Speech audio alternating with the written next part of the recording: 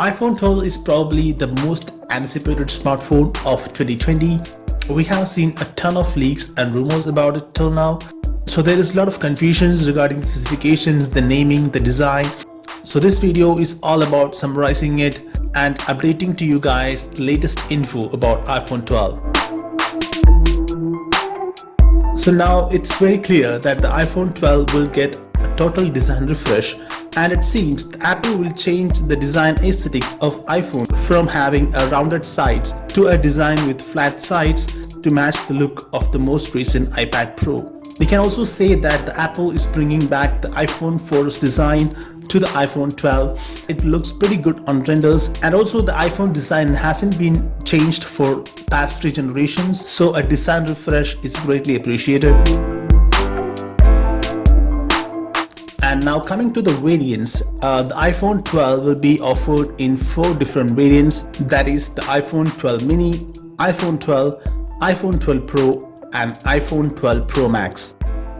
The iPhone 12 mini would be the smallest of all, with 5.4-inch OLED display with a resolution of 1080x2340 pixels and would be powered by 5nm Apple A14 hexa-core chipset, which will be 15% faster than the A13 and also 30% more energy efficient.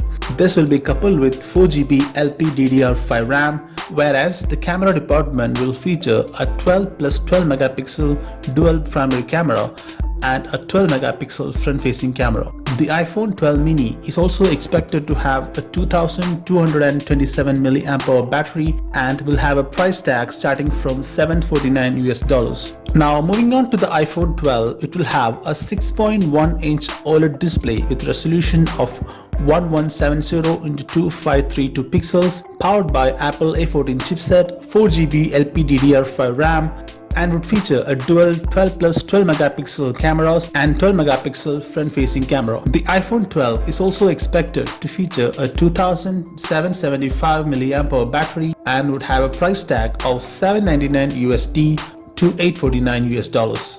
Now moving on to the Pro variants, the first one would be the iPhone 12 Pro, which would feature a 6.1-inch OLED display with 1170x2532 pixels, powered by Apple A14 chipset, 6GB LPDDR5 RAM, and would have a triple camera module on the back with 12 megapixel main camera, 12 megapixel zoom and 12 megapixel ultra wide.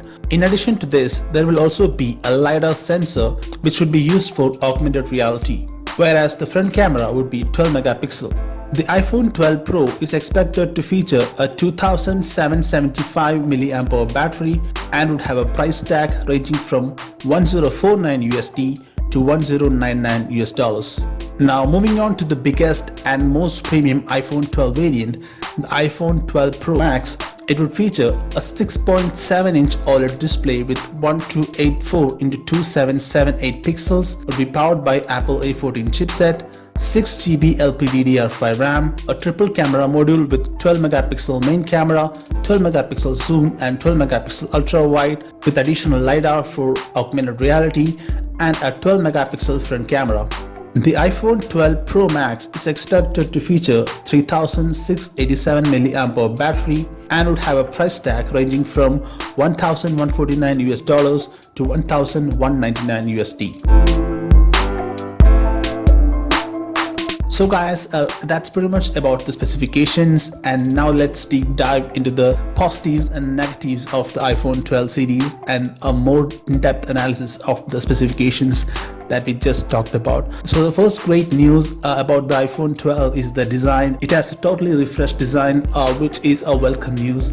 Another thing is that all the iPhone 12 variants would have OLED displays, which is also great, so that it saves much more power, and also it increases the visual experience and a more deeper blacks and stuff like that. So it's definitely a good thing to have OLED displays in all iPhones. The next positive thing that we could see on the iPhone 12 is obviously the camera department.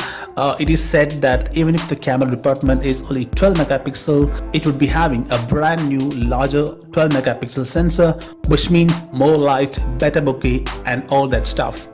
Another important thing is that the iPhone 12 will get a brand new high quality 7-element lens for the main camera, which would obviously increase the image quality, and that coupled with the AI and the processing capacity of the A14, we expect the cameras to be super awesome.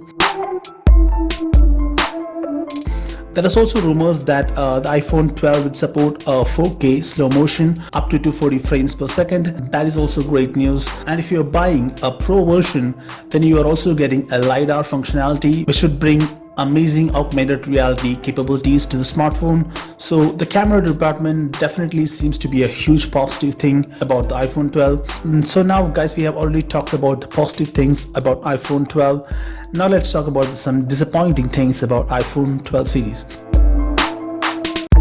The first disappointing thing obviously is the display technology, that it doesn't support 120Hz refresh rate like the other flagship smartphone already does.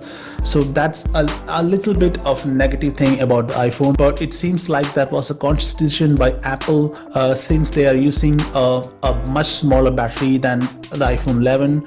They could not afford to have a 120Hz display because that would be a battery drainer for them. So that might be the reason that they have skipped this feature on the iPhone 12. The next negative thing about the iPhone 12 is obviously the battery capacity. As I already said, it has a bit lower battery capacity as compared to the iPhone 11 series. So if they have provided at least the same battery capacity, it would have been a great boost to the battery life, since the new iPhone 12 is having the Apple A14 chipset, which is actually 30% battery efficient. So the last and final negative thing about the iPhone 12 series is that Apple has decided to take away the Apple AirPods and the charger from the retail box, which takes away a huge value from the retail price. So I'm not sure how much Apple users will be happy about it. But again, that's the thing that I would like to list in the negatives. So before we end this video, there were some rumors that Apple is actually including the Touch ID, like in-display Touch ID to the iPhone 12, but it seems like that we won't be getting that. There are rumors that Apple would be launching iPhones with exclusive in-display fingerprint scanner for the Chinese market, but the rest of the world, it seems like the Face ID would only thing that you would get. So guys, that's pretty much that we have here for now. And if you found this video informative, hit the like button, share with your friends, and stay subscribed.